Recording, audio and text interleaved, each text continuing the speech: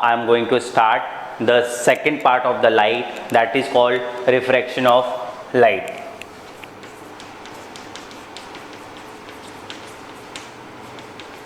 Refraction of light, ठीक. So what is refraction of light? So simple से शब्दों में मैं कहूँ, in simple words I can say that bending of light is known as a refraction of light. Bending, yes, bending means, okay, so we will see the simple definition of this. When ray of light travels from one medium to another medium obliquely,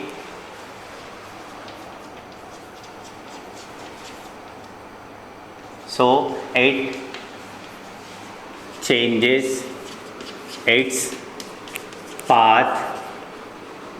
Such phenomenon is known as refraction of light.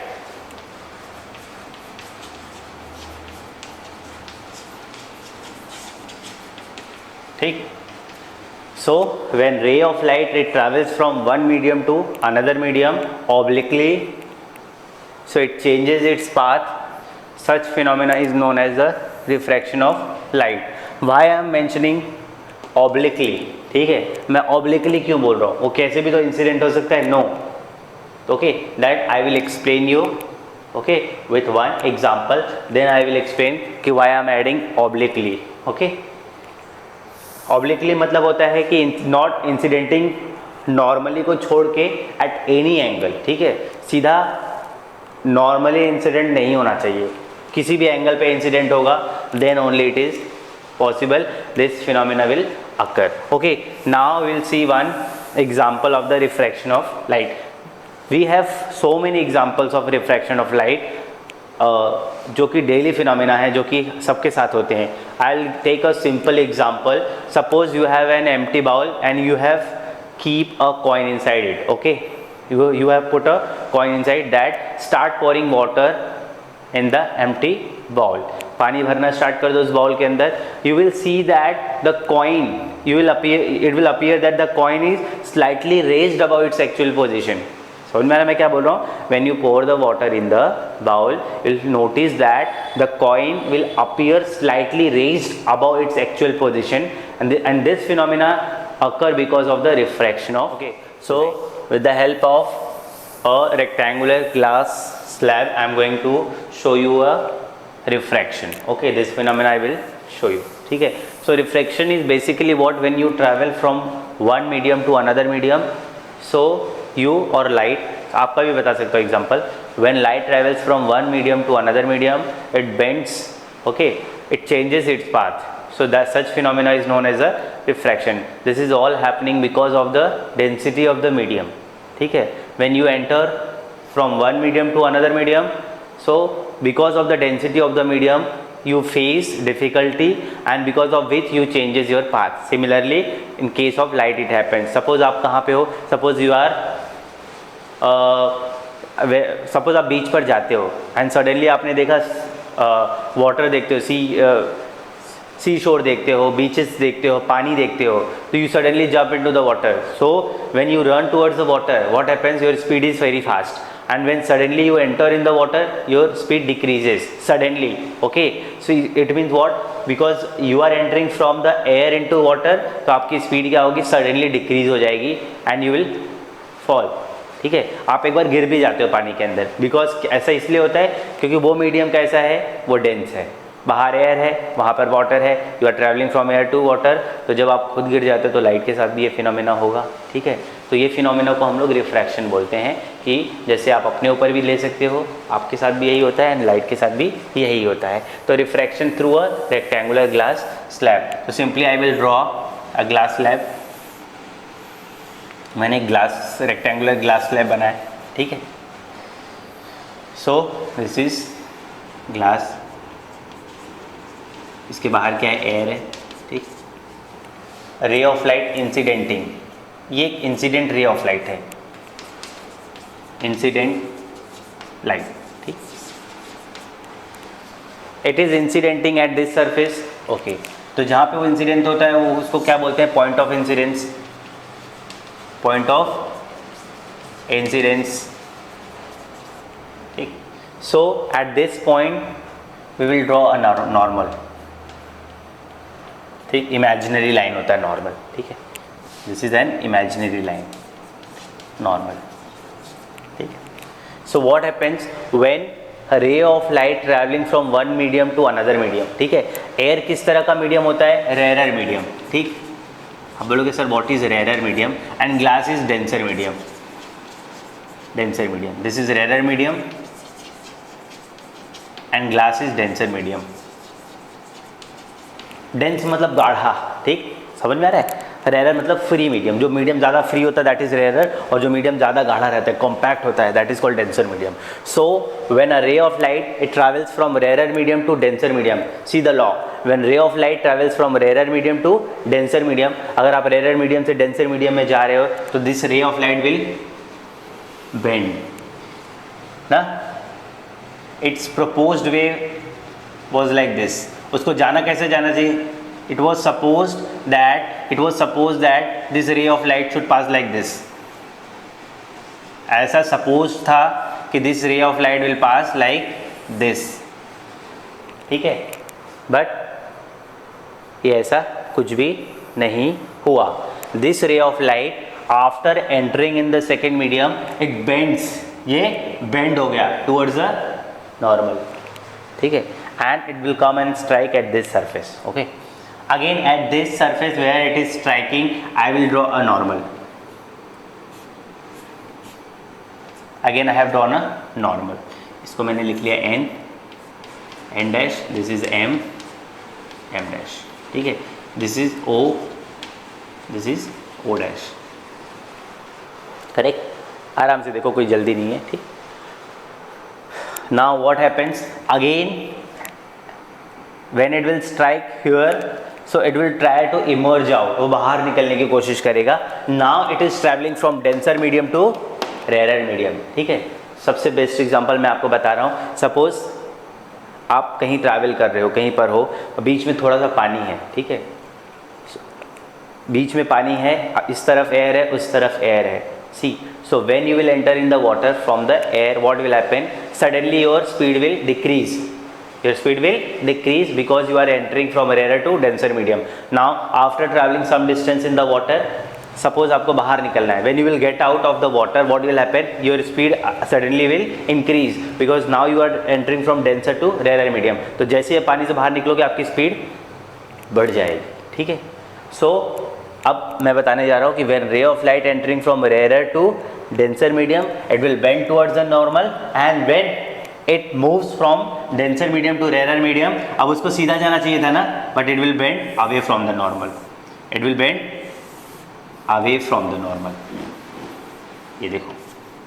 now its proposed way should be like this, इसको अब ऐसे जाना चाहिए था ना, कोई भी चीज़ straight जाती है तो उसको स्ट्रेट ही जाना चाहिए, but you will observe that it should propagate in this direction, but this is not propagating in this direction, this will bend away from the normal। तो ये condition होता है, ये rule होता है। क्या rule होता है, if any ray of light traveling from rarer to denser medium, वो it will bend towards the normal, and when it is moving from denser medium to rarer medium, यहाँ से वो बाहर जा रही है, so it will bend away from the normal, bend normal से दूर जा रहा है, अंदर जाते ही नॉर्मल के पास आता है, बाहर जाते ही नॉर्मल से दूर जाता है, bend away from the normal, ठीक है। इतना पार्ट समझा, ये हो गया। अच्छा नाउ अभी आप नोटिस करो, इसको बोलते हैं इंसिडेंट रे, इसको बोलते हैं रिफ्रैक्टेड रे, रिफ्रैक्टेड रे, ठीक है। एंड द रे which is coming out, this is called emergent रे,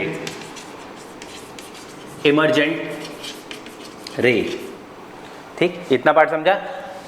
यहाँ पे जो होता है ये I1 होता है, दिस इज R1, ठीक। I1 is what, angle of incidence, angle of incidence, और R1 क्या होता है, angle of refraction, angle of refraction, and always remember I is always greater than R. ये एंगल कभी भी इससे ज़्यादा होगा, I will be greater than this, I1 will be greater than R1, I1 will be greater than R1. Condition है उसका भी, I will explain that condition. देखो क्योंकि ये this ray of light entering from rare to denser medium, तो यहाँ से यहाँ जा रहा है, ठीक है, तो when it will enter from rare to denser medium it will bend, जब वो बेंड हो रहा है तो एंगल कम हो जा रहा है, जाना ऐसे चाहिए था बट एंगल कम हो जा रहा है, तो I1 is greater than R1, ठीक है। ये I1 ग्रेटर देन R1 कब होता है, जब ray of light travels from rarer to denser medium. Now this is, इसको R2 बोल सकते हैं, इसको I2 बोल सकते हैं, ठीक है। अभी देखो ये R2 का मतलब है एंगल ऑफ, देखा जाए तो now this is angle of incidence, angle of incidence, because इस सरफेस के लिए नाउ इट इज इंसिडेंटिंग, ये आके इंसिडेंट हो रहा है यहाँ पर, तो this is incident ray for this surface and this is normal, angle between incident ray and normal is called angle of incidence, और ये बाहर निकल रहा है, सो इमर्जेंट रे और नॉर्मल के बीच का एंगल जो होता है इसको बोलते हैं I2 is what, angle of emergence,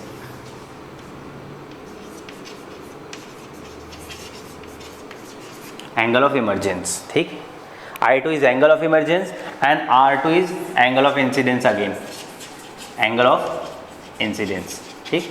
ये किसके लिए हो जाएगा, इस सरफेस के लिए, क्योंकि अब ये सरफेस रिफ्रैक्शन के बाद वापस यहाँ पे स्ट्राइक करेगा, so now it will act as a incident ray and the angle between incident ray and normal is called R2. R2 is what, angle of incidence. Now at this point it will leave the glass slab, so this is called emergent ray.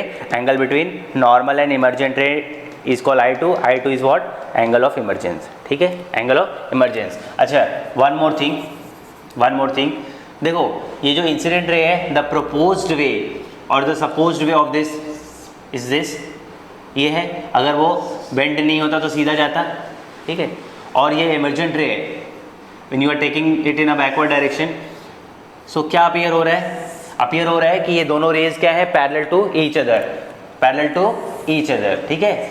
तो ये जो gap होता है इसको हम लोग बोलते हैं लेटरल डिस्प्लेसमेंट, द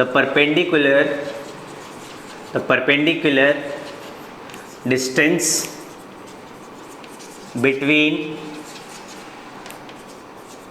incident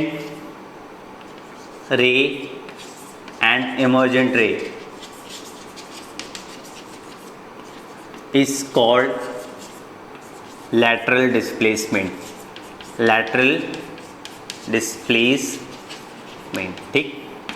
देखो क्योंकि देखो अगर ये इंसिडेंट रे सीधा जाता है, if it will travel in a straight line, propagate in a straight line, so it's proposed और supposed way is like this, सीधा जाना चाहिए था, और जो इमर्जेंट रे है, okay, this is moving in this way, तो यहाँ जो देख रहा है उसको अपीयर होगा कि this is coming from straight line, एक स्ट्रेट लाइन से आ रहा है, सो these two lines are parallel to each other, they are maintaining equal distance between them, so उनके बीच का जो डिस्टेंस होता है that is called lateral displacement.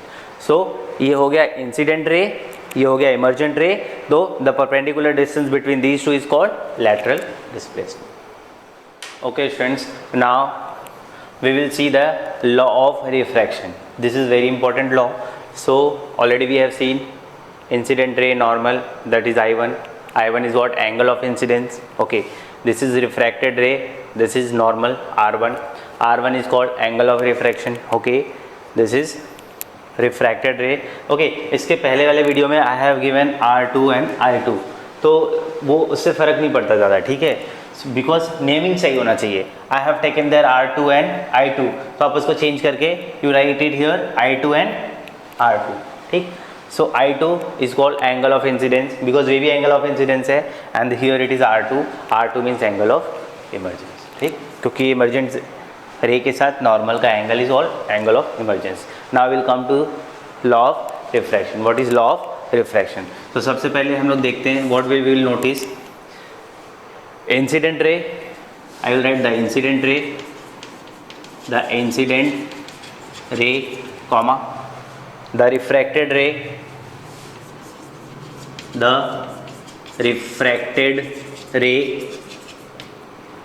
दो हो गया, incident ray, refracted ray, normal, and here point of incidence, point of incidence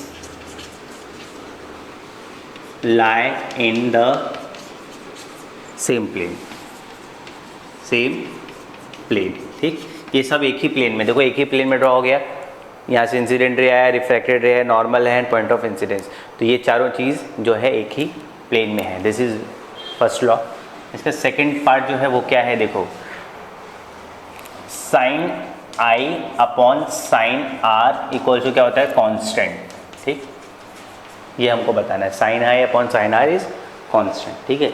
और इसका जो रेशियो होता है that is called refractive index. अब वो क्या होता है इसके बाद I will explain you what is refractive index. So the ratio of, देखो you can see here ratio में दिख रहा है sine i upon sine r, so I will write the ratio of sine of, ठीक है, sine of आई, आई क्या है angle of incidence, are क्या है angle of refraction. So the ratio of sine of angle of incidence to the sine of angle of refraction, sine of angle of refraction। रुको, अभी मैंने half बताया, देखो ये रेशियो है sine of angle of incidence to sine of angle of refraction is constant. ये क्या होता है, क्या होता है, constant for a given pair of media, ठीक है, for a given pair of media, एक गिवन पेयर ऑफ मीडिया के लिए। क्योंकि देखो कब यहाँ पे जो फिनोमेना रिफ्रैक्शन हो रहा है, this is not because of one medium, here we have two medium, air and glass. When ray of light travel from the rarer to denser medium, then only it will bend, then only it will refract, then only this phenomena will occur, then only we will get the law of refraction.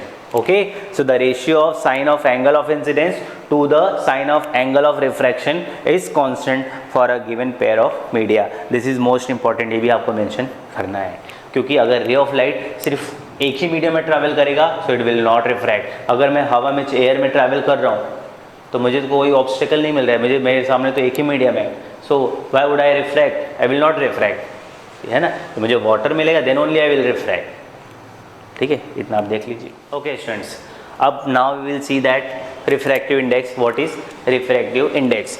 So refractive index it can be linked to an important physical quantity, okay, that is the relative speed of propagation of light in different media. इसका मतलब क्या, मैं आपको समझाता हूँ, ठीक है।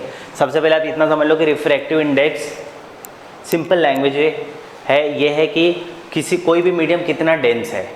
अगर किसी भी मीडियम का रिफ्रैक्टिव इंडेक्स ज़्यादा है, it means that is more dense, मतलब वहाँ पर ट्रैवल करना ज़्यादा डिफिकल्ट होगा, वहाँ पर आपकी स्पीड कम हो जाएगी, बट यहाँ पर आप नहीं हो, लाइट है।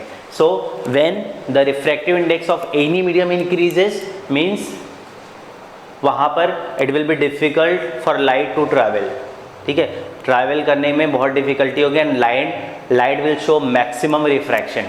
लाइट में क्या होगा, maximum refraction, maximum bending will occur. Okay, so refraction, okay, तो यहाँ पे क्योंकि मैंने आपको बताया कि more the refractive index less will be the speed, ठीक।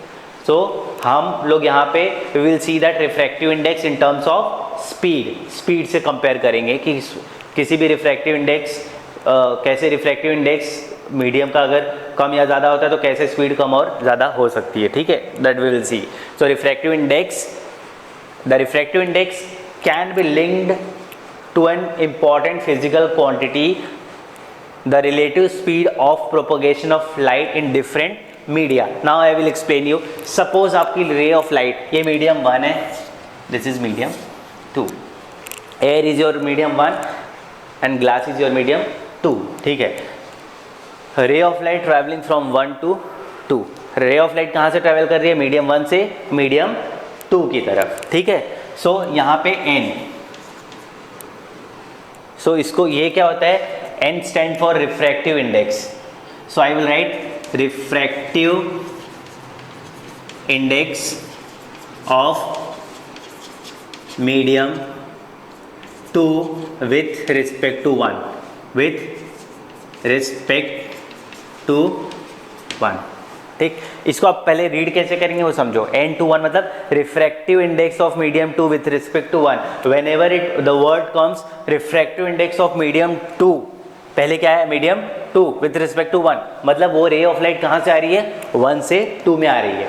ठीक है, क्योंकि now we are finding refractive index of medium 2 with respect to n, तो हम लोग अभी मीडियम 2 में है, बट हम लोग कहाँ से आए हैं, 1 से। Similarly if it is written n12, so I will write refractive index of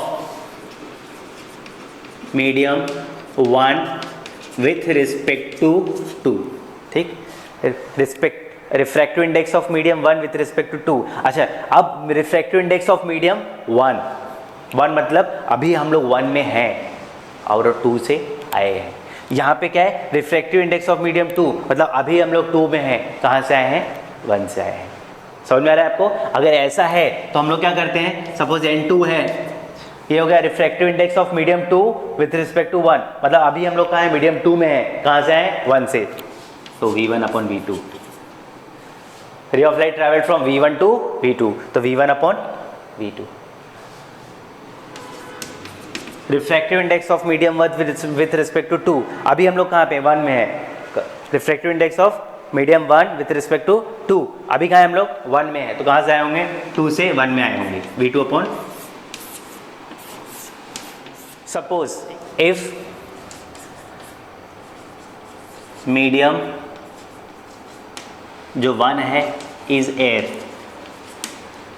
ठीक, अगर आपका मीडियम 1 एयर है, मतलब you are moving from air to any medium. ठीक है, एयर को आप समझ लेना, एयर अगर होता है तो we consider it as a vacuum. Suppose you are moving from air to water, from air to oil, from air to glass, for air to diamond, from air to crown glass. ठीक है, from air to alcohol, from air to prism. Okay, so air से आप सब जगह जा रहे हो। ठीक है, so suppose the medium 1 is air, so refractive index of medium 2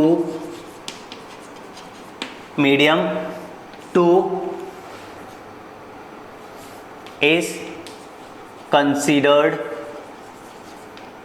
with respect to vacuum। ठीक, इसका मतलब यह है कि अगर देखो, अगर कोई object, ray of light travels from medium 1 air है, एयर से अगर वो ग्लास में जा रहा है, ray of light travelling from air to glass, तो refractive index of the glass, क्योंकि यहाँ से वो ग्लास में पहुँच गया, तो refractive index of glass with respect to air मतलब विथ रिस्पेक्ट टू वैक्यूम हो जाएगा। ठीक है, समझ में आ रहा है आपको? Yes.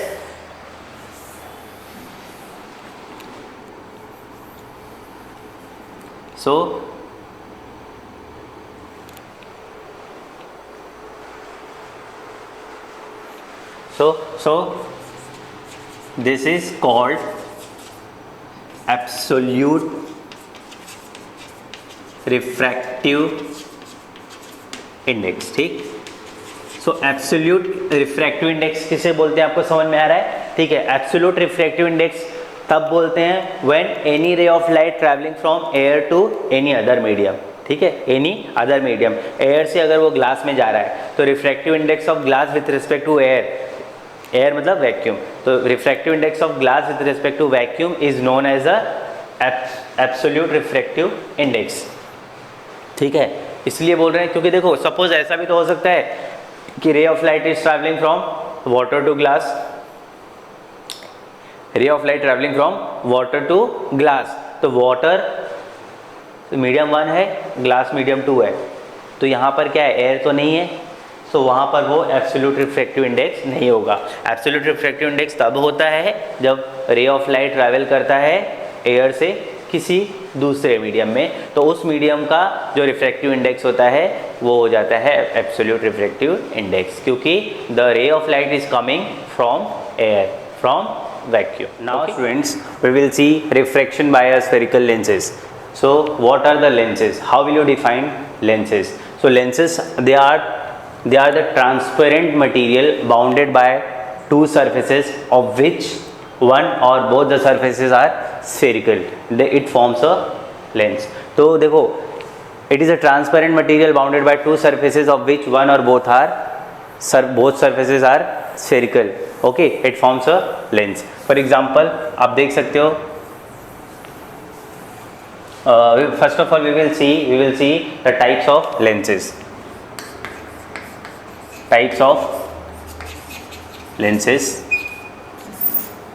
First one is convex lens and second one is concave lens. ठीक. सो कॉन्वेक्स लेंस को हम लोग डबल कॉन्वेक्स भी बोलते हैं. ठीक है, it is also known as a double convex. And concave lens को हम लोग डबल कॉन्केव भी बोलते हैं. Okay, double concave. ठीक. So now we will see convex lens जो होता है, it is of this shape. ठीक है. So in convex lens we can see that both the surfaces are bulging outward, जो कि बाहर की तरफ निकले हुए हैं. ठीक. And in case of concave lens both the surfaces are curved inward. दोनों सरफेस कैसे हैं? कर्व्ड इनवर्ड है. ठीक है. Now also convex lenses are known as the converging lenses and concave lenses are known as the diverging lenses. ठीक है. Okay, आपको ये मिलता कैसे? Suppose we have a two sphere that intersecting each other. Okay, intersecting each other, you can see. So here this is okay, this is one part, this is another part, this is a part of this sphere and this is a part of this sphere. Okay, so now we got convex lens. So we can see that center of curvature of this spherical part, this curve will be on this side, and center of curvature, okay, this is the center of curvature for this curve, it will be on this side. So we will be having C1 and C2. C1 is the center of curvature of this curve and C2 is the center of curvature of this curve. Okay, similarly, suppose we have two spheres. Okay, they are not intersecting each other. Join these. Okay, thus we are getting the concave mirror, center of curvature. Okay, now center of this is a curve, center of curvature of this curve will be on this side. Okay, and center of curvature of this curve will be on this side, C1 C2. Okay, and you can see that this is an imaginary line which is passing through center of curvature. इसको हम लोग principal axis बोलते हैं. We will see the difference between convex lens and concave lens. You can see the diagrams. So देखो क्या होता है, convex lens पे दोनों surfaces कैसे होते हैं? Both the surfaces are bulging outward, बाहर की तरफ निकले हुए हैं. In case of concave lens, both the surfaces are curved inward. Okay, so it is thicker at the middle. It is thicker at the middle than at its edges. और edges पे कैसे होते हैं? Thin हो जाते हैं. So it is thicker at the middle than at edges. And in case of concave, it is thinner at the edge. Sorry, it is thicker at the edge. ये लोग क्या होते हैं? Thicker at the edge than at middle. Middle पे वो thin हो जाते हैं. Okay, now this is known as a converging lens and this is known as a diverging lens. So a convergence and divergence, the property of you will see when I will draw the ray diagram. Now we will see some important terms, okay, related to the lens. The first one is optical center. What is optical center? It is the central point of the lens. It is called optical center. Second one is principal axis. Principal axis is what? It is an imaginary line passing through two center of curvature of a lens is called the principal axis. C1 C2 दो center of curvature होते हैं, उससे जो imaginary line pass होती है that is called principal axis. Next is aperture. Aperture is what? It is the effective diameter of the circular outline of a spherical lens. It is called aperture. Or you can say that the maximum surface available for the refraction. ठीक है, जैसे आपके पास एक lens है, सो ये aperture हो गया, see this is aperture, this is called aperture,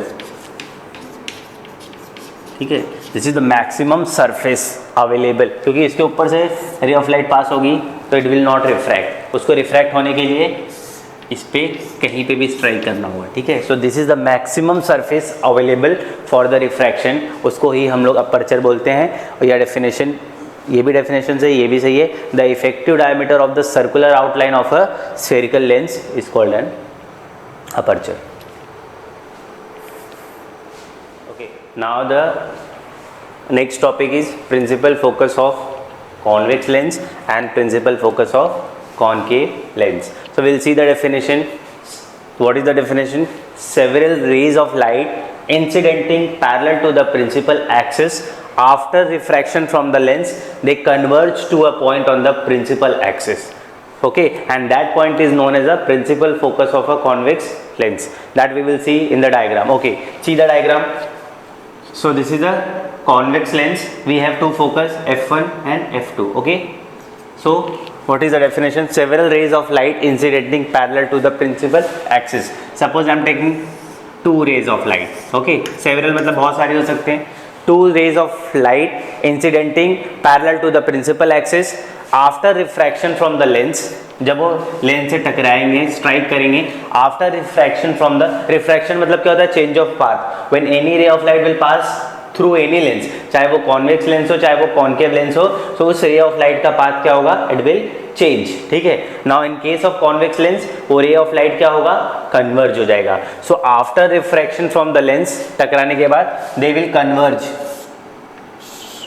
they will converge to a point which is on the principal axis. इसी principal axis पे एक point है, ठीक है, उस point पे converge होंगे, जिसको हम लोग क्या बोलेंगे? principal focus of a convex lens. यहाँ पे actually they are meeting, ठीक है। तो such a kind of image जो मिलेगा वो क्या होगा? real और inverted होगा। Now second क्या है? principal focus of a concave lens. वहाँ पे क्या हो रहा है? again several ray of light incidenting, देखो several ray of light incidenting parallel to the principal axis, यहाँ पे भी क्या हो रहा है? वो ray of light क्या हो रहे हैं? इंसिडेंट हो रहे हैं, पैरेलल आ रहे हैं, और they will strike to the concave lens. But क्या होता है? after refraction from lens they are appearing to diverge from a point. वो डाइवर्ज हो जाएंगे। देखो एक्चुअल होगा क्या? वो डाइवर्ज हो जाएंगे, कन्वर्ज नहीं होंगे, they will refract, पीछे नहीं आएंगे, क्योंकि this is a lens, this is not mirror, याद रखना। रिफ्रैक्ट होने का मतलब होता है कि रिफ्रैक्ट होके वो डाइवर्ज हो जाएंगे, ठीक। So after refraction from lens they appear to diverge from a point on the principal axis, okay, this point is known as a principal focus. तो अभी हम लोग को क्या करना है? ये F1 दिख रहा है आपको, यहाँ से डॉटेड ज्वाइन कर लेना है, यहाँ से डॉटेड ज्वाइन कर लेना है, और इसी को कंटिन्यू कर लेना है, ठीक। एक्चुअल में ऐसे हो रहा है, ये यहाँ पे आ रही है एंड डाइवर्ज होके चली जा रही है, यहाँ पे इंसिडेंट हो रहा है, डाइवर्ज होके चले जा रहा है, and when we are taking them in a backward direction, तो ये अपीयर हो रहा है कि it is diverging from F1। ऐसा आप देखने वाले को क्या लगेगा? It is diverging from F1, ठीक है। So this F1 is a principal focus of the concave lens. तो आपने देखा क्या डिफरेंस था?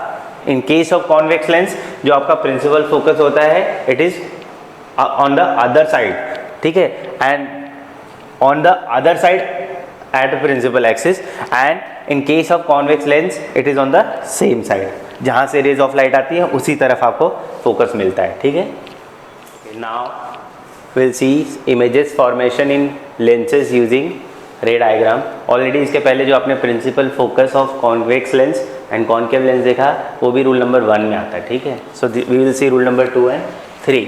सो if ray of light passing through focus, that is F1, अगर रे ऑफ लाइट, देखो ये जो रूल्स है this is similar to the, मतलब इसके जैसे ही हैं, सेम एग्जैक्ट वो नहीं है। जैसे वहाँ पर 3 रूल होते थे इन केस ऑफ मिरर, यहाँ लेंस में भी 3 केस है, ठीक है, सेम नहीं है, डिफरेंट है, ठीक है, conditions are different. Okay, so if ray of light passing through focus F1 of convex lens, so after refraction they will appear to be passing parallel to the principal axis. Appear नहीं होंगे, exactly पास होंगे, ठीक है। सो देखो क्या दिया, if ray of light passing through focus, अगर रे ऑफ लाइट ऐसे पास हो रही है, ठीक है, फोकस से। See you can see the ray of light it is passing through focus, देखो फोकस दिख रहा है F1, ठीक है। If ray of light passing through focus of convex lens, so after refraction, अब यहाँ पर स्ट्राइक करने के बाद रिफ्रैक्ट होगा, स्ट्रेट तो नहीं जाएगा, it will change its path, so after refraction it will go parallel to the principal axis, वो पैरेलल जाएगा, ठीक है। It is in case of convex lens, whereas in case of concave lens, if ray of light appearing to be passing through focus f2, वो सिर्फ appear हो रहा है, मतलब लाइक ऐसे,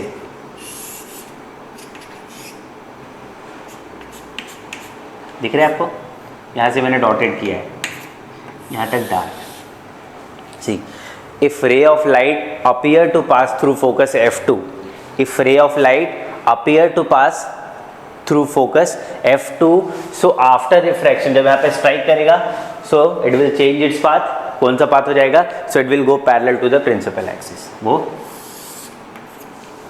पैरेलल चले जाएगा, ठीक है। हो गए। Now the last one, third case दोनों में, ठीक है। If ray of light passing through optical centre, तो इट विल गो अनडेविएटेड, इसका ऑप्टिकल सेंटर यहाँ पर है O, इसका भी ऑप्टिकल सेंटर हियर भी है O, so if any ray of light passing through optical centre, so कैसे जाएगा वो, अनडेविएटेड, सीधा पास हो जाएगा, ठीक है। यहाँ से भी मैं पास करा देता हूँ, ठीक। सो इट विल गो अनडेविएटेड, ठीक है। सो केस 2, केस 3 हम लोग ने देखा, case 1 already we have seen. If case 1 में क्या था, प्रिंसिपल फोकस, ठीक है। If any ray of light incidenting parallel to the principal axis, so after refraction it will pass through focus, ठीक है। वह पता है ना, principal focus of a convex lens, if several rays of light incidenting parallel to the principal axis, ठीक है, sorry parallel to the principal axis, sorry, so after refraction from the lens they will converge to a point on the principal axis, at that point is called principal focus of a convex lens. Whereas in case of concave lens क्या देखते हैं, when several rays of light, suppose बहुत सारी rays of light incident हो रही है ऐसा, ठीक, एक हो गया, 2 हो गया, 3 हो गया, मैं एक ही लेता हूँ। If any ray of light incidenting parallel to the principal axis, so after refraction it will diverge and it will appear to be diverging from a point on the principal axis. तो ये इससे हम लोग इसको ऐसे connect कर लेंगे, ये हो गया ऐसा। सो ये पैरेलल आया, तो रिफ्रैक्ट होने के बाद क्या होगा, डाइवर्ज हो जाएगा, एंड अपीयर कैसे होगा, it is coming from F1, ठीक है। तो these threes are the rule which we are going to use, ठीक है, in the images form by the concave lens and convex lens, वो हम लोग देखें। Okay students, so now we will see image form by the convex lens. So total we have 6 cases, okay, so we are going to study, and for concave lens we have 2 cases. So first of all we will see images formed by the convex lens. Now when the object will be at infinity, जब आपका object infinity पे होगा, so we require at least 2 rays to form an image. So हम लोग 2 rays लेंगे, 1 ray, both will be parallel to the principal axis, ठीक है। These 2 rays are incidenting parallel to the principal axis. So what was the rule? Rule number 1 क्या है? If rays या several rays incidenting parallel to the principal axis after refraction, okay, they will converge to a point on the principal axis, that is called principal focus of a convex lens, and that will be on the other side, okay, of the lens. So यहाँ से ये converge हो जाएंगे focus पे, ठीक है। Focus पे एक जगह कन्वर्ज हो रहे हैं, F2 पे कन्वर्ज हो रहे हैं, तो इमेज आपको कहाँ मिल रहा है, एट F2 पे, ठीक है। अब आप देखिए ये जो रेज हैं they are actually meeting somewhere, तो रियल, और अच्छा उसके पहले ये भी देखना है उसका डायमेंशन, पॉइंट साइज है, सो हाईली डिमिनिश्ड लिख देना है आपको, हाईली डिमिनिश्ड, जैसा आप मिरर में लिखते थे ना वैसे ही हाईली डिमिनिश्ड, ठीक, एंड वो हो जाएगा रियल एंड इन्वर्टेड। मैंने आपको बताया था कि इमेज कभी भी अगर रियल होता है तो दैट विल बी इन्वर्टेड, ठीक। Now will see the second case. अभी यहाँ पर सेम वैसे 6 केस होंगे जैसे कि मिरर में होता था। अभी यहाँ पे ऑब्जेक्ट इन्फिनिटी पे है, फिर ऑब्जेक्ट एक स्टेप आगे आएगा, बियॉन्ड 2F1 आ जाएगा, ठीक है। फिर अगले स्टेप में वो 2F1 पे आ जाएगा, फिर बिटवीन 2F1 एंड F1 आ जाएगा, देन F1 पे आ जाएगा object, then F1 and optical centre के बीच में आ जाएगा। सो इस तरह से आपके पास 6 केसेस हो जाएंगे। तो यहाँ पे हम लोग को ऑब्जेक्ट यहाँ पे बियॉन्ड 2f1, यहाँ पे ऑब्जेक्ट को खड़ा कर देना है, ठीक है। बताया था हेड होगा, इसका टो होगा, ठीक है। सो ऑब्जेक्ट, सो इस ऑब्जेक्ट से 2 रेज आएंगी। So 1 will pass parallel to the principal axis. तो when any ray of light incidenting parallel to principal axis after refraction it will pass through focus. चलो वेरी गुड, ये focus से पास हो गया, वेरी गुड, ठीक। Second rule number 3 याद करो, when any ray of light passing through optical centre so it will go undeviated. वो कैसे चले जाएगा? अनडेविएटेड चले जाएगा।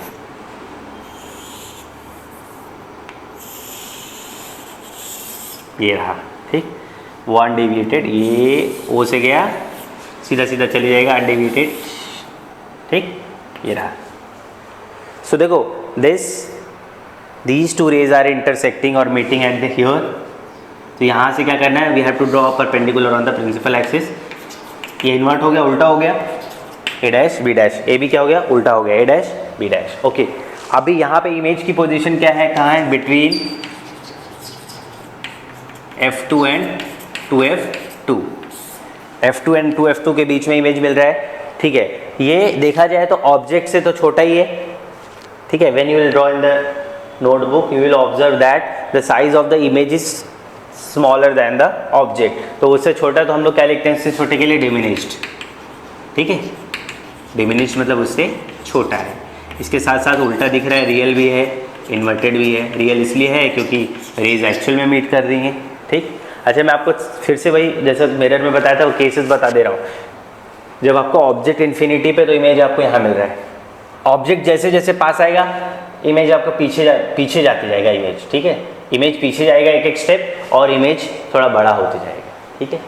हर एक स्टेप में इमेज का डायमेंशन थोड़ा बड़ा होते जाएगा। हाईली डिमिनिश से वो डिमिनिश होगा, फिर सेम साइज होगा, फिर मैग्नीफाइड होगा, फिर हाईली मैग्नीफाइड होगा। Okay, these are the cases we will see. So ये हो गया इतना। Now will come, okay, beyond 2F1 के बाद अब इमेज ऑब्जेक्ट कहाँ पे आ जाएगा? 2F1 पर। तो हम लोग यहाँ पे एक ऑब्जेक्ट बना लेते हैं, ए बी, ठीक है। Again 1 ray will pass parallel to the principal axis. वो कहाँ से चला जाएगा? आपको पता है अच्छे से, फोकस से चले जाएगा, वेरी गुड। और दूसरा रे जो कि ऑप्टिकल सेंटर से पास होगा that will go undeviated, that will go that will go undeviated. यहाँ पे स्ट्राइक हो रहा है, ठीक है, समझ में आ रहा है? ये ऐसे मीट करेगा। जब आप ड्रॉ करोगे नोटबुक में तो प्रॉपरली आपको मिलेगा। So now we have to draw perpendicular draw करेंगे तो एग्जैक्ट यहाँ पर आ जाएगा। ए डैश उल्टा बन रहा है आपको, ठीक है। अभी आपने देखा पहले केस में हाईली डिमिनिश था, फिर सेकंड केस में इससे थोड़ा सा छोटा था, थर्ड केस में when the object is at 2F1 तो इमेज भी आपको 2F2 पे मिलेगा। तो इमेज कहाँ पे मिलेगा? Eight 2F2। साइज की बात करें तो सेम हो जाएगा, ठीक, सेम साइज। एंड ये कैसा होगा? रियल एंड इन्वर्टेड, ठीक। Now come to fourth case. Now image object is at between 2F1 and F1। ए भी लिख लिया मैंने इसको naming. Again 1 ray will pass parallel to the principal axis. So जो प्रिंसिपल एक्सिस के पैरेलल जाता है that will pass through focus, ठीक। एंड सेकेंड ऑप्टिकल सेंटर से जो पास होगा दैट विल गो अनडेविएटेड, ठीक है। So they both, arrow sign बनाना भूलना नहीं है आप, ठीक। They both will intersecting here, will be intersecting here. So ये रहा, ठीक। F2 को ऊपर लिख लेता हूँ, थोड़ा सा आपको समझ में आ जाए, डायग्राम अच्छे से दिखे। ये देख लो। अब आप ऑब्जर्व करोगे कि जो आपका इमेज मिल रहा है वो बियॉन्ड 2F2 मिल रहा है। इमेज क्या मिल रहा है? बियॉन्ड 2F2, ठीक। और इससे ये बड़ा हो चुका है, मतलब मैग्नीफाइड। एंड कैसा होगा? रियल एंड इन्वर्टेड होगा, ठीक है, रियल एंड इन्वर्टेड, ठीक। मैंने आपको केसेस बताए, कैसे केस बताए कि जब आपका ऑब्जेक्ट इन्फिनिटी पे है तो इमेज आपको यहाँ मिल रहा है, ऑब्जेक्ट बियॉन्ड आएगा 2F1 के तो इमेज पीछे आ जाएगा एक एक स्टेप। देखो ये ऑब्जेक्ट का 6 जो स्टेप है वो क्या क्या है? इन्फिनिटी, जब वो इन्फिनिटी तो ये F2, फिर जब वो बियॉन्ड आएगा तो एक कदम आगे बीच में इधर आ जाएगा, जब वो 2f1 पे आएगा तो वो 2f2 पे जाएगा, जब ये बिटवीन आएगा तो बियॉन्ड जाएगा, जब f1 पे जाएगा तो इन्फिनिटी पे जाएगा इमेज, और जब object between f1 and o आएगा तो आपका इमेज बिहाइंड द ऑब्जेक्ट आ जाएगा। 6 केस में थोड़ा सा डिफरेंट है, वो आपको समझ में आएगा, ठीक है। तो this is the 4th case, उसको आप नोट करें। The 5th case when the object at f1, जब आपका ऑब्जेक्ट आपके फोकस f1 पे होगा, ठीक। So one ray will go parallel to the principal axis and that will pass through focus, ठीक। वो कहाँ से चले जाएगा? फोकस से पास हो जाएगा। और another ray which is passing through optical centre, it will go undeviated, ठीक। So you will observe that कि दीज टू रेज जब आप ड्रॉ करोगे तो these two rays will be parallel to each other, okay. तो these two rays are parallel to each other, okay. If you are taking them in a backward direction, अगर आप पीछे भी लेते हो, ठीक, पीछे भी ऐसे अगर आप ले रहे हो, ठीक है, then also they will be parallel, मतलब बैकवर्ड डायरेक्शन में भी they will not meet and forward direction में भी they will not meet. So इसका मतलब ये है कि they are going to infinity. तो इमेज आपको कहाँ मिलेगा? एट इन्फिनिटी, क्योंकि मैंने ऑलरेडी आपको बताया है कि रेल की जो 2 ट्रैक होती है they always parallel to each other, वो कहीं पे भी मीट नहीं करते हैं। So similarly images you will get at infinity, और इमेज आपको कैसे मिलेगा? हाईली मैग्नीफाइड, बहुत बड़ा, क्योंकि इन्फिनिटी में मिल रहा है, और वो होगा real and inverted, real and inverted, ठीक। Now the last case between f1 and o, आपका object we have kept here, ठीक है। So one ray will go parallel to the principal axis, so any ray of light जो भी parallel होता है principal axis से that will pass through focus, ये यहाँ से चले गया, and another ray will pass through optical centre, ठीक है। सो now you will observe that कि these two rays are diverging. Forward direction में कैसे हो रहे हैं? ऐसे डाइवर्ज हो रहे हैं, ठीक है। अगर कोई चीज़ फॉरवर्ड डायरेक्शन में डाइवर्ज हो रही है, so you if you will take them in a backward direction तो समवेयर दे विल मीट। तो अगर मैं इसको पीछे की तरफ एक्सटेंड करते जाऊँ, ठीक, यहाँ पे मैं ये जो केस है हटा देता हूँ थोड़ा सा, ताकि आपको दिख जाए कहाँ मिल सकता है आपको। तो मैंने इसको पीछे के डायरेक्शन में लिया, इसको भी पीछे के डायरेक्शन में लिया, तो यहाँ पर ये मीट हुआ and I will draw perpendicular, ठीक है। सो ये हो गया ए डैश बी डैश। ये देखिए इस केस में आपको क्या मिल रहा है, और यहाँ पे जो ये है ये एक्चुअली ये डॉटेड लाइन है, ठीक। ये जो है ये डॉटेड है, क्योंकि actual rays are not going behind, we are considering कि if we are taking them in a backward direction तो समवेयर दे विल मीट। तो ये हमारा इमेजिनेशन है, ठीक है। एक्चुअल रेज तो डाइवर्ज हो जा रही है, ठीक है। सो आप यहाँ पे क्या लिखोगे? इमेज आपको कहाँ मिल रहा है? इमेज आपको मिल रहा है behind the object, behind the object, ठीक है, on same side of lens, same side of lens behind the object मिल रहा है, ठीक है। और ये इससे बड़ा है, तो सिर्फ हम लोग क्या लिख सकते हैं? मैग्नीफाइड है, ठीक है। हाईली नहीं लिखेंगे, मैग्नीफाइड। हाईली सिर्फ आपको कहाँ मिलता है? इन्फिनिटी में मिलता है। और ये किस तरह का, इसका नेचर क्या होगा? ये वर्चुअल होगा, क्योंकि एक्चुअल इंटरसेक्शन से नहीं मिल रहा है वो, ठीक है, वो इमेजिन किया हुआ है। तो ये होगा virtual and erect, virtual and erect. मैंने आपको बताया जब कभी भी वर्चुअल होगा तो इसके साथ इरेक्ट वर्ड आएगा, ठीक, नोट कर लीजिए। We will see images formed by concave lens. So in case of concave lens we have only 2 cases, okay. First case we will see कि when the object will be at infinity, ठीक है, जब object कहाँ पर होगा? Infinity पे होगा। When the object will be at infinity, so what will happen? We will consider 2 rays coming parallel to the principal axis. 2 raise हमने consider किया, और आपको पता है कॉन्केव लेंस जो होता है that is diverging lens, okay. So वो क्या करेगा? It will diverge the incidenting rays, so they will refract, okay. So मैंने आपको भी बताया था विल जॉइंट, फिर इसका केस बताता हूँ।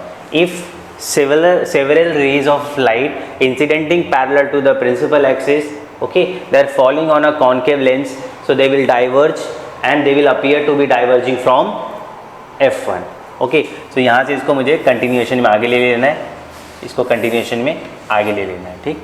आप कभी भी यहाँ तक लेकर आओ, उसके बाद यहाँ से इसको कनेक्ट करो और उसी डायरेक्शन में फॉरवर्ड कर लो इसको, ठीक। They are diverging, so they are diverging, ठीक है। They are appear to be diverging from F1। तो आपको इमेज कहाँ मिल रहा है? इमेज एट F1 पे मिल रहा है। कहाँ पे मिल रहा है? एट F1 पे मिल रहा है, ठीक। अभी आपको पता है कि एक्चुअली में वो लोग डाइवर्ज हो जा रहे हैं। When we are taking them in a bag, तो यहाँ पर वो मीट हो रहे हैं। सो और एक पॉइंट साइज मिल रहा है ना इमेज, तो this is highly diminished, highly diminished, ठीक। ये हो गया highly diminished. And nature of image will be virtual and erect, virtual and erect. Virtual इसलिए क्योंकि एक्चुअल में रेज मीट नहीं कर रही है। Now the next condition is, okay, next condition is कि object is between infinity and O. आप object को कहीं पे भी रख सकते हो, इन्फिनिटी और ये जो ऑप्टिकल सेंटर है उसके बीच में कहीं पर भी रखो। आप बोलोगे सर क्या सेम आपको आउटपुट मिलेगा? Yes, you will get the same output when you will keep your object between infinity and O. Suppose मैंने यहाँ पे रख लिया, मैं आपको दो करके बता दूंगा, ठीक। So one ray will go parallel to the principal axis after F, ठीक है, parallel, sorry, one ray will go parallel to the principal axis. So क्या होगा? After refraction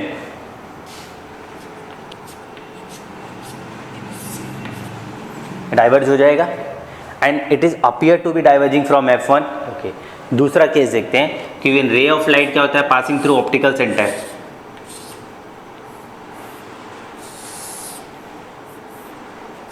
when ray of light passing through optical centre, ठीक है, तो क्या मिलता है? It will go undeviated, it will go undeviated. तो देखो, आपने देखो ये दोनों कहाँ इंटरसेक्ट कर रहे हैं? यहाँ पर, ठीक, ए डैश बी डैश, इससे ये छोटा मिल रहा है। तो इमेज आपको कहाँ मिल रहा है? Between F1 and O। Image कहाँ मिल रहा है? Between F1 and O। और अगेन ऑब्जेक्ट से छोटा ये इमेज है, तो उसको हम लोग लिखेंगे डिमिनिश्ड। उसका नेचर कैसा होगा? Virtual and erect, virtual and erect, ठीक है। अच्छा, इरेक्ट। अच्छा, एक चीज़ आप याद रखना, आई have taken object here beyond 2F1। आप 2F1 पे बिटवीन यहाँ पर 2F1 एंड F1 या यहाँ पर कहीं पर भी आप ऑब्जेक्ट रखना, you will notice that every time you will be getting image here between F1 and O। आप वो करके देख लेना, डायग्राम ड्रॉ करके, ठीक है। See sign conventions for spherical lenses, lens formula and magnification.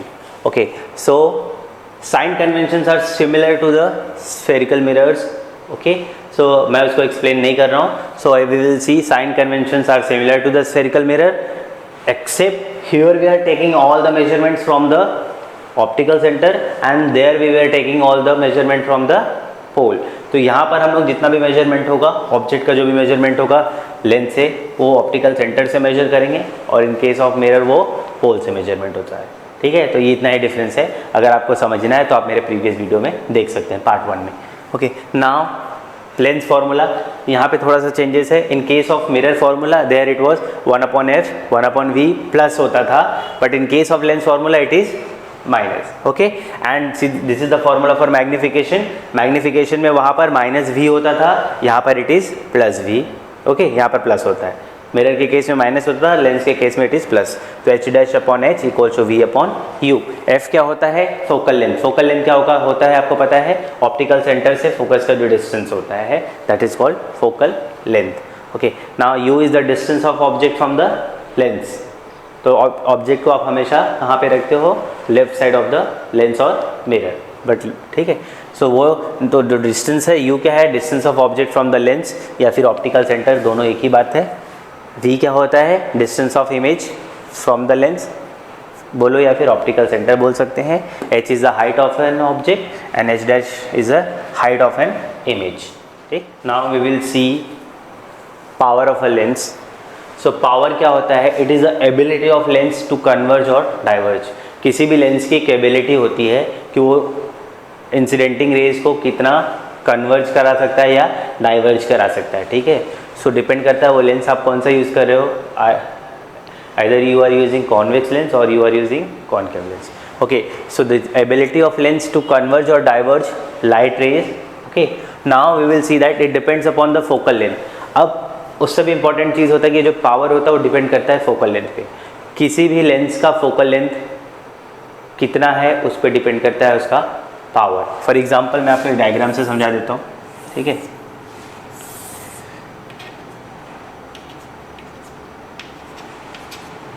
F1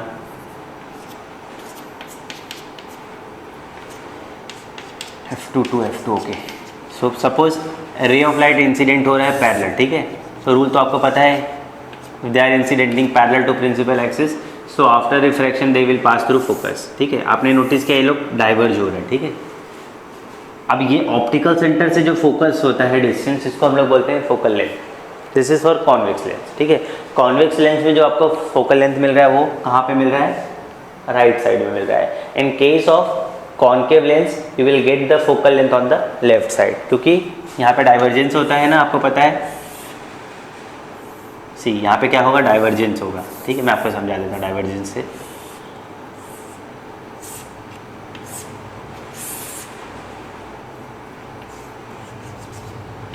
optical centre F1 to F1, F2 to F2, ठीक। अभी आप नोटिस करो यहाँ पर क्या हो रहा है कि ये जो फोकल लेंथ है, इसके केस में फोकल लेंथ क्या होगा, F1 और O के बीच का डिस्टेंस, ठीक है। In case of concave lens focal length will be F1 and O, क्योंकि क्या होगा, if any ray of light incidenting parallel to the principal axis, तो हम लोग इसको यहाँ से हमेशा ज्वाइन करते हैं, आपको पता है। तो it will be after refraction it will converge and it will appear to be converging from F1, यहाँ से अपीयर हो रहा है कि यहीं से कन्वर्ज हो रहा है, तो ये फोकल लेंथ होता है, ठीक है। F1 and O in case of concave lens, मतलब in case of concave lens focal length left side में होता है, और लेफ्ट साइड में फोकल लेंथ ये मिल रहा है F, तो small f will be negative, small f will be negative. In case of convex lens we are getting focal length on the right side, तो इस केस में फोकल लेंथ क्या होता है, पॉजिटिव होता है, ठीक है।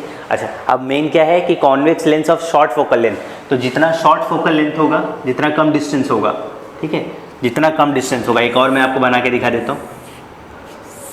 जितना ज़्यादा थिक आप लोगे कॉन्वेक्स लेंस, उतना शॉर्ट फोकल लेंथ मिलने वाला है आपको, ठीक है। कंडीशन याद रखो, जितना थिन अगर आप कॉन्वेक्स लेंस लोगे उतना आपको ज़्यादा फोकल लेंथ मिलेगा, और जितना थिक आप कॉन्वेक्स लेंस लोगे उतना शॉर्ट फोकल लेंथ मिलेगा। और इससे क्या होगा, जितना शॉर्ट फोकल लेंथ होगा उतना पावर उसका ज़्यादा होगा, लार्जर एंगल पे वो उसको क्या करेगा, कन्वर्ज करेगा। यू कैन नोटिस बहुत ज़्यादा एंगल पे उसको क्या कर रहा है, कन्वर्ज करा रहा है, बहुत ज़्यादा एंगल पे क्या करा रहा है, बेंड करा रहा है, ठीक है। अगर यही फॉर एग्जांपल अगर ये थिन कॉन्वेक्स लेंस होता है, उसका फोकस यहाँ पे होता, दूर होता, ठीक, सो ये उसको स्मॉलर एंगल पे कन्वर्ज करा रहा है, लार्जर एंगल पे नहीं करा रहा है। सो इसका डेविएशन थोड़ा सही है, डेविएशन देखो ऐसे ऐसे समझो, कम एंगल पे सीधा जाना चाहिए, कम एंगल पे वो क्या हो रहा है, कन्वर्ज हो रहा है, ठीक है, डेविएट करा रहा है इसको। बट यहाँ पर लार्ज एंगल पे डेविएट करा रहा है, ये देखो ऐसे ज़्यादा बेंड करा दे रहा है, ठीक। समझ में आ रहा है मैंने क्या बोला आपको। तो मतलब convex lens of short focal length, याद रखना, जिसका फोकल लेंथ जितना कम होगा उतना ज़्यादा एंगल से उसको क्या करेगा, कन्वर्ज कर देगा। And by focusing them closer to optical centre, आपने नोटिस किया ऑप्टिकल सेंटर के पास से ही जा रहा है वो, ये देखो ज़्यादा डिस्टेंस नहीं है, ये ज़्यादा डिस्टेंस नहीं है, बहुत कम होता है, लेंस के केस में बहुत कम होता है, तो डायग्राम में बड़ा बड़ा दिख रहा है आपको, ठीक। Now we will see convex lens of short focal length cause high divergence. फिर से एक बार डायग्राम बना के मैं आपको समझा दूँ। सपोज ये आपके पास कॉन्केव लेंस है, ठीक है, F1 F2 2 F2 2 F1, ठीक। अभी आप नोटिस करना कि जितना शॉर्ट फोकल लेंथ होगा, जितना शॉर्ट फोकल लेंथ होगा, सो ये रे ऑफ लाइट इंसिडेंट होगी, तो ये क्या हो जाएगी, डाइवर्ज हो जाएगी, ठीक ठीक। एंड जो डाइवर्जेंस हो रहा है it will appear to be from F1। So आपने नोटिस किया कि जितना शॉर्टर वेवलेंथ होगा, मतलब वेवलेंथ सॉरी, जितना शॉर्टर फोकल लेंथ होगा, जितना नज़दीक होगा उतना ज़्यादा ये डाइवर्जेंस देगा, वो जितना ज़्यादा डाइवर्जेंस देगा आपको, ऐसे उतना ज़्यादा डाइवर्जेंस मिलने वाला है, और जितना कम होगा, जैसे यहाँ पर देखो आप, सपोज यहाँ पर F1, यहाँ पर F1 क्लोज था, यहाँ पे F1 दूर हो गया, तो क्या होगा, इतना ज़्यादा डाइवर्जेंस। यहाँ पे देख रहे हो लार्जर एंगल पे क्या हो रहा है, रिफ्लेक्शन हो जा रहा है। यहाँ पर देखो, मतलब यहाँ पे इसको जाना ऐसे चाहिए, सॉरी जाना ऐसे चाहिए, तो ये थोड़े से एंगल पे वो क्या हो रहा है, डाइवर्ज हो रहा है। और यहाँ पर कैसे, ज़्यादा एंगल पे डाइवर्ज हो रहा है, सॉरी, जितना शॉर्ट फोकल लेंथ होगा उतना ज़्यादा एंगल ये मिलेगा, और यहाँ पर देखो कम मिलेगा। ठीक है, फोकल लेंथ ज़्यादा है तो डाइवर्जेंस क्या होगा, कम होगा, कम एंगल पे बेंड होगा वो। ठीक, नाउ पावर के बारे में देखते हैं। So power of a lens, तो power is reciprocal of its focal length. Power क्या होता है, reciprocal of its focal length. ठीक, अभी जो फोकल लेंथ होता है, लेंथ कभी भी आपको पता है सेंटीमीटर या मीटर में होता है। If it is given in centimetre तो you have to convert that in metre. ठीक है, सो पावर देखा जाए तो 1 सेंटीमीटर है और मीटर है सपोज। ठीक, सो ये ऊपर जाएगा तो मीटर इनवर्स हो जाएगा, 1 मीटर, मीटर ऊपर जाएगा तो मीटर इनवर्स। तो पावर का ऐसा यूनिट एक्चुअली डायोप्टर होता है। पावर का ऐसा unit is dioptre and we represent it by capital D. Okay, so यहाँ पे दिया 1 डायोप्टर इज 1 मीटर इनवर्स, क्योंकि मीटर इनवर्स इसलिए क्योंकि power is also equal to metre inverse. Okay, metre inverse. Now power of a convex lens, you will observe that कि कभी भी अगर लिखा होता है कि एग्जाम में कभी भी 1 मार्क के लिए ऑब्जेक्टिव्स में आ सकता है कि if the power of a lens is plus 2.0 diopter, so what kind of lens is it? So you will say this is convex lens, because convex lens में power is plus and concave lens में the power is negative, which is minus. Okay, now with this we have finished the chapter.